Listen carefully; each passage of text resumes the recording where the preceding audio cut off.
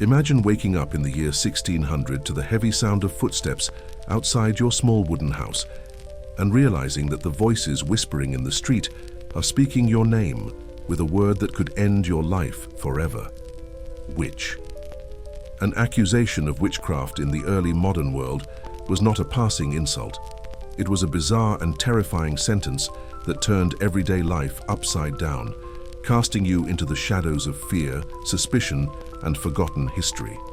In medieval times and the early 17th century, people lived surrounded by strange laws, religious fervor, and deep superstition, where accidents, illnesses, and sudden storms were rarely seen as chance, but as the handiwork of someone cursed by the devil. To be accused of witchcraft meant to be pulled out of the fabric of your community, placed under a dark lens, and judged by neighbors who once shared bread with you, all now ready to believe the most unbelievable tales. Picture yourself standing in the village square, with faces staring, murmurs rising, and the feeling that no matter how loudly you protest your innocence, the tide of fear is already moving against you. The bizarre reality was that almost anything, your age, your poverty, your healing skills, even your silence, could be interpreted as evidence that you had allied with dark forces in ancient times. People in the Middle Ages and the early 1600s carried a worldview shaped by famine, plague, and war. And in their search for meaning, they found witches behind every hardship, turning misfortune into accusations. A failed harvest meant someone had cursed the fields. A child's fever meant someone had whispered to the devil, and a cracked jug of milk meant that the shadow of witchcraft had passed through the household. The strange part was how quickly suspicion could spread. Once a single neighbor voiced doubt, others piled on with memories, complaints, and half-truths until the story became almost impossible to untangle from fact. Imagine a woman who sells herbs in the market. Her knowledge of plants makes her valuable, but if a child falls ill after taking her remedies, suddenly her skills are twisted into proof of sorcery. This blending of ordinary life with bizarre interpretation created a world where no one was safe, because innocence could never be clearly shown, and guilt was simply assumed if enough voices agreed. The church added heavy weight to these fears, warning of devils, demons, and nightly gatherings of witches that supposedly threatened the very soul of Christendom, inflaming villagers already nervous about invisible dangers. Printed pamphlets spread across towns, telling lurid stories of witches signing pacts in blood, riding through the night sky, and feeding strange animals that were believed to be their familiars. These stories, though exaggerated, felt real to people who saw misfortune every day.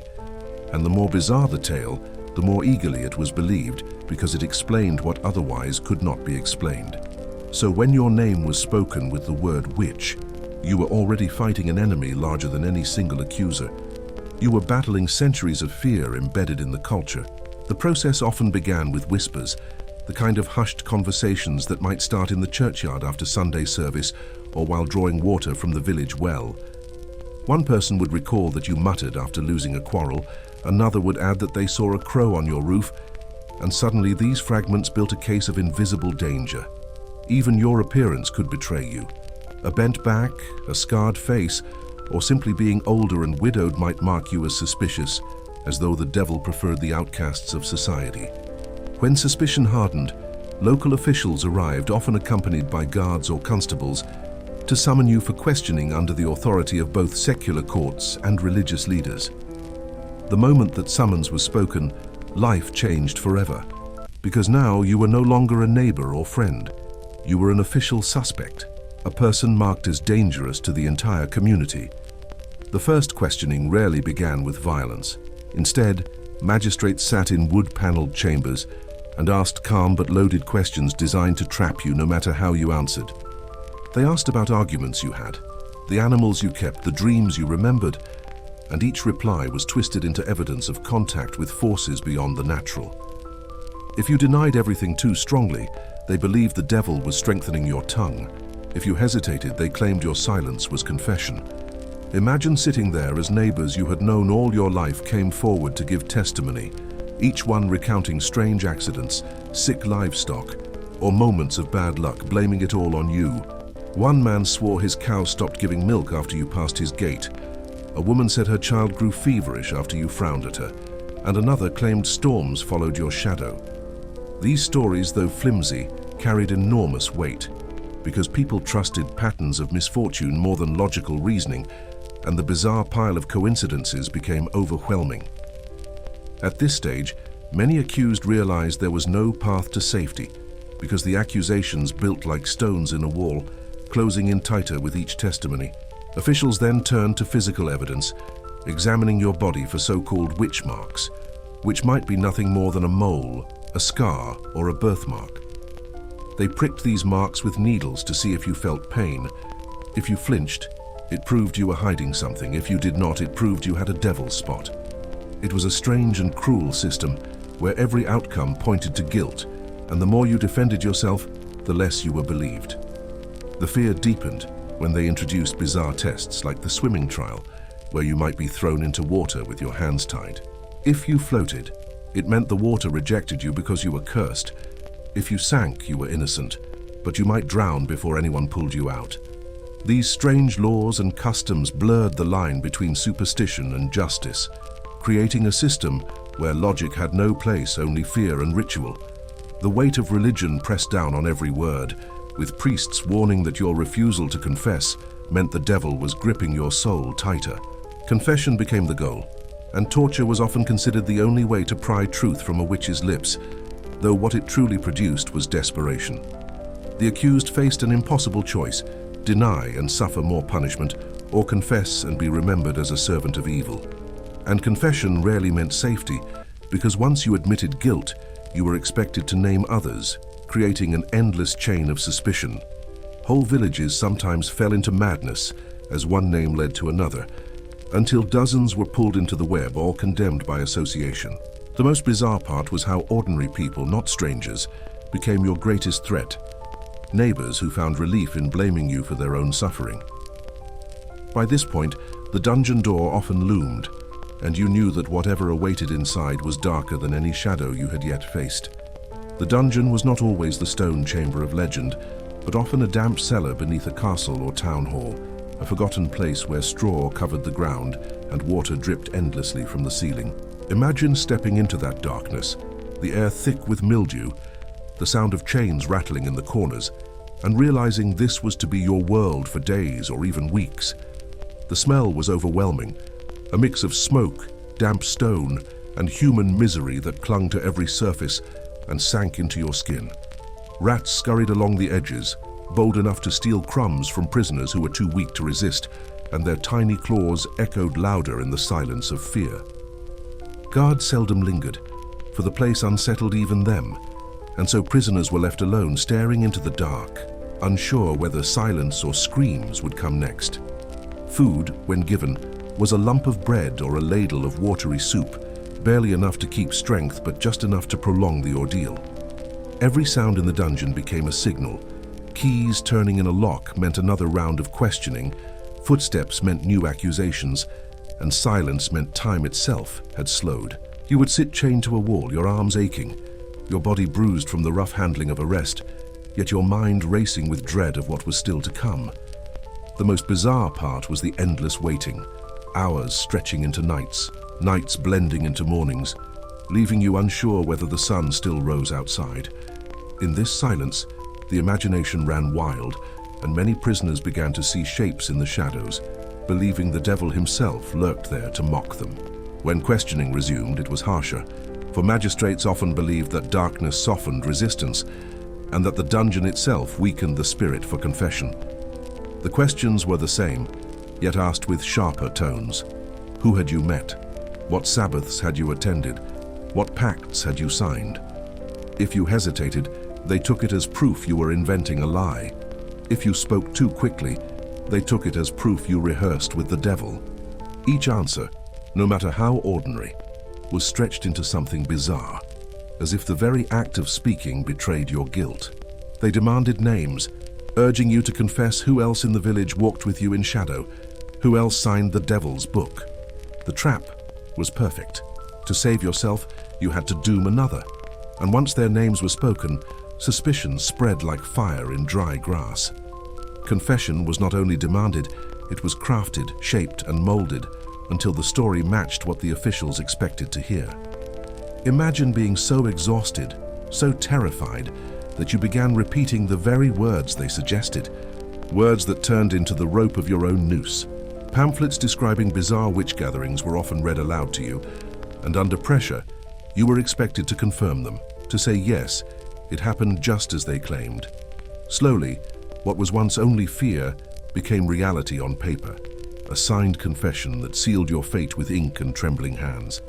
The dungeon also echoed with the voices of others, for you were rarely alone. Cries of fellow prisoners drifted through cracks and corridors. Some wept quietly, others prayed loudly, and a few shouted curses, their voices carrying despair that clung to you like damp cloth. At night, when all seemed still, the faint sound of someone sobbing in the darkness reminded you that you were part of a larger tragedy. These voices became ghosts in your ears, haunting you even when silence returned, making it impossible to know whether they were real or imagined. The guards occasionally dragged another prisoner past your cell, their eyes hollow, their bodies limp, showing you what awaited if you resisted. The strange mix of despair and hope clashed inside you as you wondered if confession might release you or only hasten your end. The community outside believed these confessions, reading them in court records as if they were windows into the devil's world, never realizing they were shaped by fear and pain. In their minds, they had proof that witches were everywhere, plotting against crops, children, and churches. And so the dungeon was not only a place of punishment, it was a factory of fear, producing the stories that fueled the next round of accusations.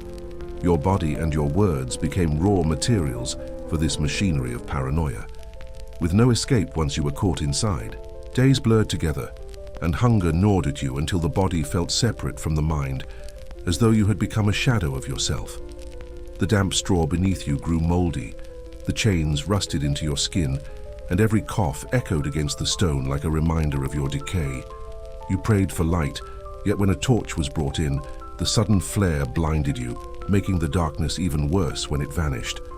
Sometimes the guards joked among themselves, throwing scraps of food at your feet, treating you as though you were no longer human. It was in this dehumanization that the true terror of the dungeon lived, not only in the suffering but in the stripping away of dignity. To the world outside, you were already condemned, a witch bound to the devil, but inside your heart, you still clung to the truth of your innocence.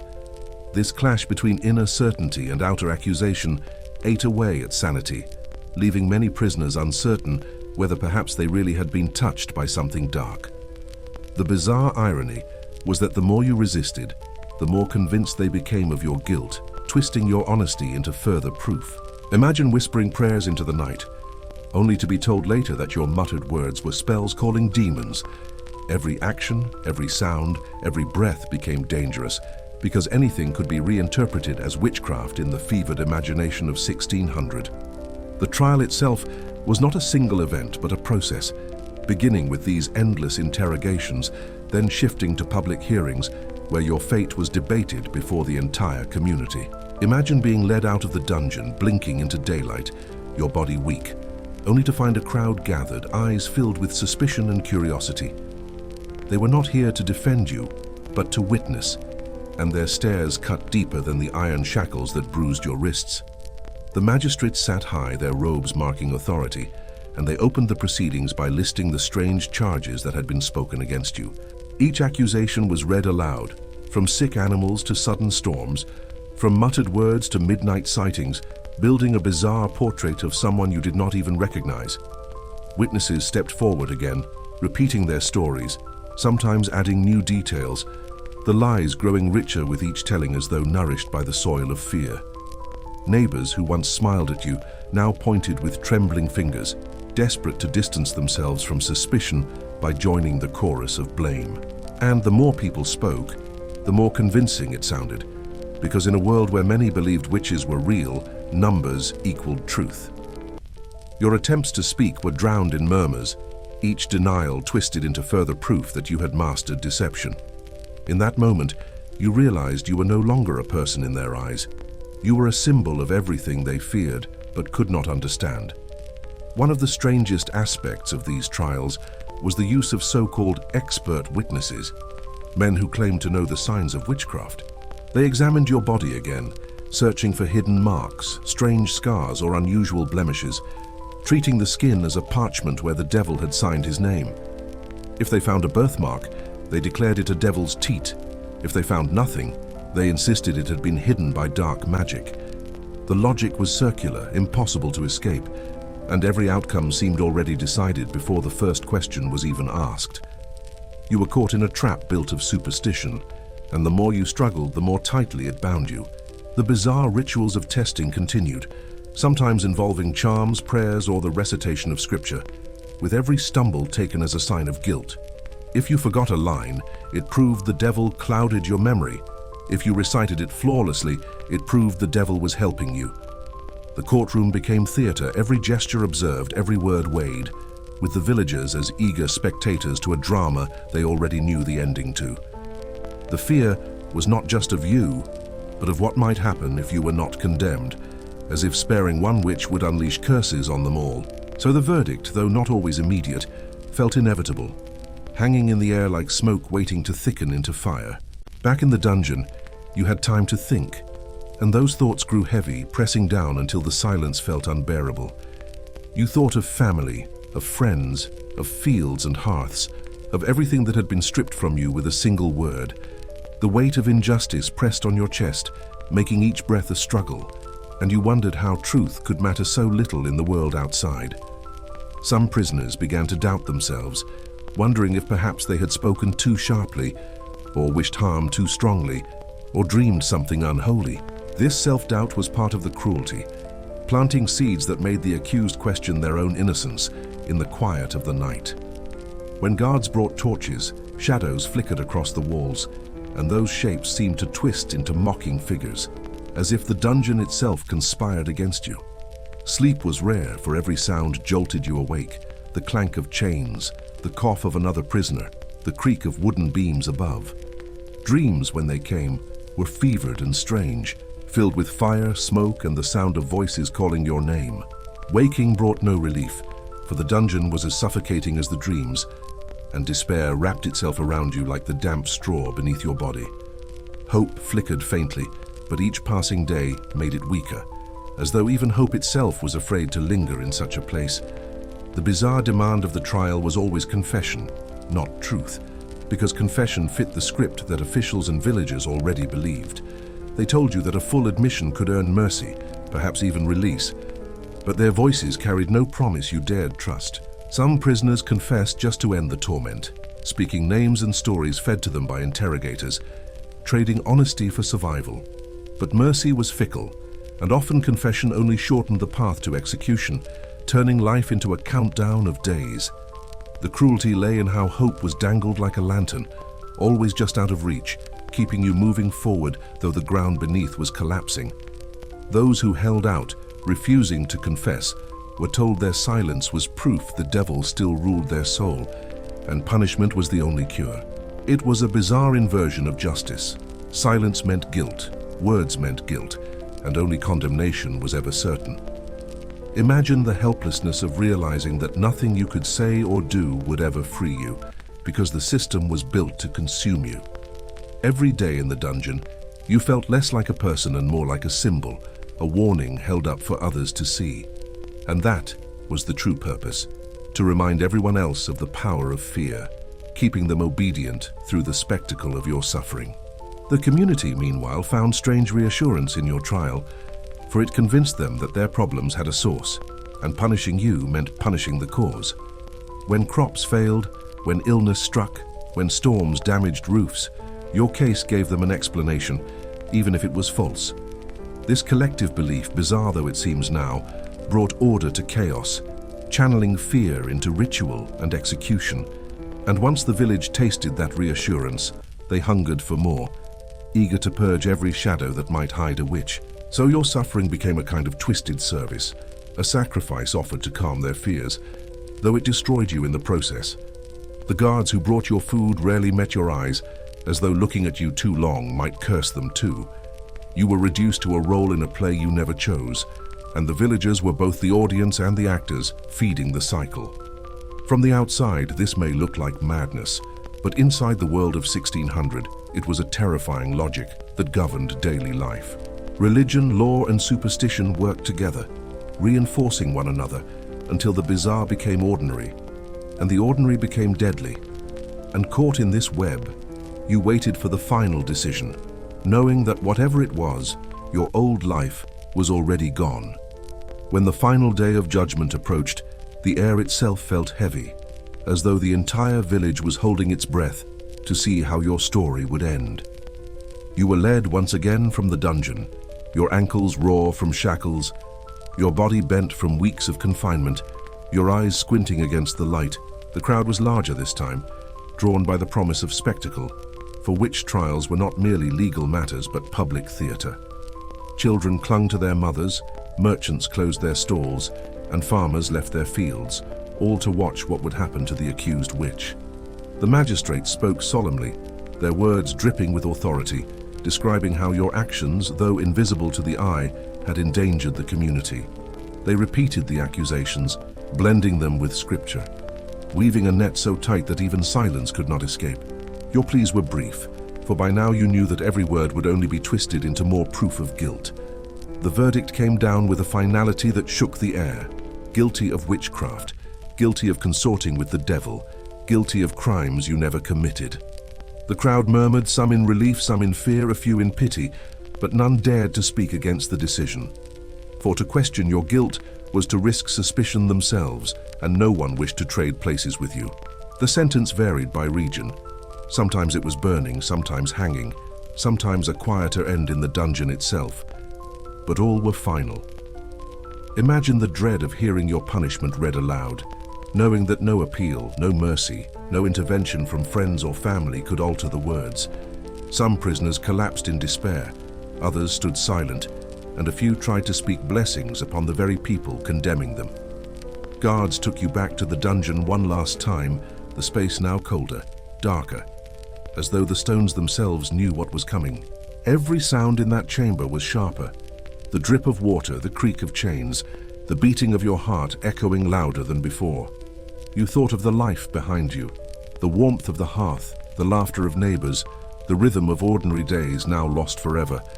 And you wondered how something as invisible as suspicion could destroy something as solid as a human life.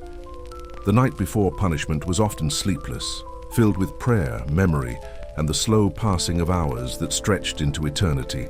Some prisoners wrote final words, scratched into wood or whispered to guards, though many of these messages were lost to time.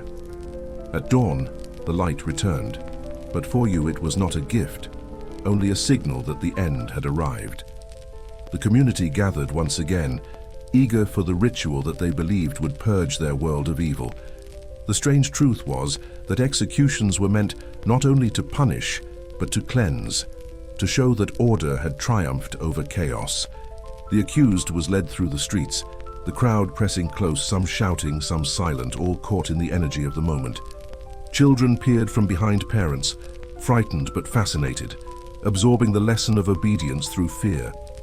The platform or stake loomed ahead, stark against the sky, and every step toward it felt like walking deeper into a dream you could not wake from.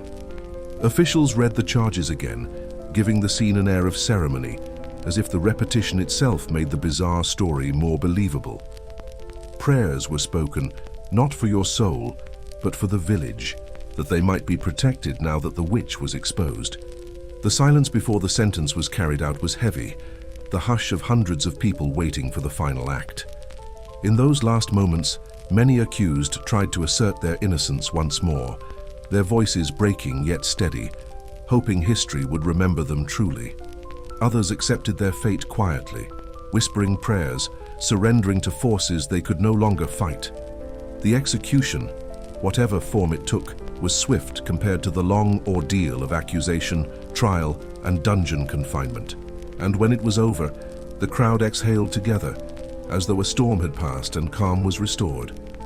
Neighbors returned to their homes, speaking of the spectacle in hushed tones, repeating details that would soon become legend. Children asked questions, parents gave warnings, and the story of the witch became part of the fabric of village memory. Your name might live on, not as the person you were, but as the monster they believed you to be. Generations later, that story could still be told, twisted and shaped until the truth was no longer visible beneath the layers of fear. The bizarre cycle ensured that suspicion remained alive, ready to be pointed at the next unfortunate soul who stood apart from the crowd. And so the machinery of accusation turned endlessly, fueled by fear, religion, and superstition, swallowing countless lives across Europe and beyond. Looking back now, we see the cruelty and the madness, but in 1600 it felt to them like justice, order, and survival. And that is what makes this forgotten history so chilling, the belief that they were protecting their world, even as they destroyed innocent lives. After the trial and execution, the village settled back into its rhythms, fields tilled, markets opened, and prayers continued in the church, as though nothing had changed. But beneath the surface, fear still lingered, the kind of fear that made people glance twice at their neighbors and wonder who might be next. The bizarre irony was that your suffering did not remove fear, it only fed it, proving to everyone that witches were indeed among them. This belief hardened into daily caution, shaping behavior, speech, and even thoughts, for no one wished to risk suspicion. Women especially carried the burden, expected to be humble, silent, and obedient, lest their independence draw unwanted attention. Healers and midwives, once valued for their knowledge, learned to hide their skills, for healing too well or too often was dangerous. The result was a silencing of wisdom, as ancient practices, herbal remedies, and folk traditions were forced into shadow. This loss was more than personal. It reshaped communities, robbing them of knowledge that had been passed down for generations. The witch trials of the 1600s created not only victims but an entire culture of caution, where survival meant blending in and never standing out. And in this way, suspicion reshaped medieval times and early modern society more deeply than any war or famine. Imagine living in such a world where every word, every glance, and every habit could be reinterpreted through the bizarre lens of witchcraft. You would think twice before speaking sharply, hesitate before offering medicine, and wonder whether a misfortune near you might spark new suspicion. The constant self-monitoring weighed on the soul, making daily life heavy with caution and fear. Communities became quieter, less trusting, and more divided, as neighbors guarded themselves from the risk of being entangled in accusation. And yet, through it all, people still laughed, still worked, still loved, proving that even under the shadow of suspicion, human life struggled forward. This tension between ordinary joys and extraordinary fears created the unique rhythm of life in the early 1600s. The bizarre stories of witches may have dominated trials and pamphlets, but beneath them, people still clung to the warmth of hearths and the cycles of seasons. The tragedy is that these simple rhythms were often shattered by accusation, pulling ordinary people into extraordinary suffering. To be accused of witchcraft was not only to face punishment, but to lose your place in that fragile web of community and belonging. And once cast out, no return was possible, for even acquittal left suspicion hanging like smoke that never cleared. Looking back now, historians see the witch trials as a bizarre collision of fear, faith, and fragile societies trying to make sense of hardship. They remind us how powerful belief can be, shaping not only thoughts but laws, punishments, and entire cultures. The stories of the accused, though buried under centuries of silence, still whisper from court records and forgotten dungeons. Each name is a reminder that behind the legend of witches were real people, neighbors, mothers, healers, and friends. Their lives reveal what life in the Middle Ages and early modern world was really like. Harsh, fearful, but deeply human. And their suffering shows how strange laws and ancient superstitions could combine to destroy lives in the name of protection. This is the forgotten history we must remember, not for fascination alone, but to recognize how fear can turn communities against their own. When we hear these stories, we are asked to picture ourselves there, to imagine how easily we too could be swept into the tide of suspicion. And in that reflection, we find both caution and compassion, a lesson that echoes from 1600 into our own uncertain times. So the next time you hear the word witch, remember not the myths of flying through the night sky, but the voices of those who once stood accused, trembling in a dungeon, waiting for judgment that would never be fair.